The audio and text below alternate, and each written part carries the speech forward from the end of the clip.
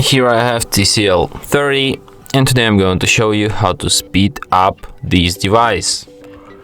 So you have pre-installed application which is called Smart Manager on this device. So you just open it, then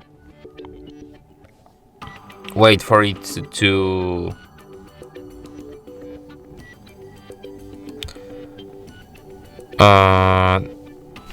okay, you can just tap optimize, and after that your device will be optimized and sped up. You can also, for example, clean its memory from some junk files or something. You can also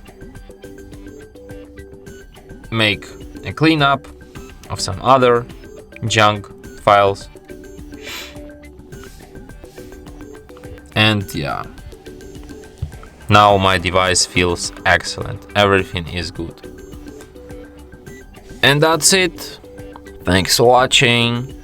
If you find this tutorial useful, don't forget to hit that like button and subscribe to our channel.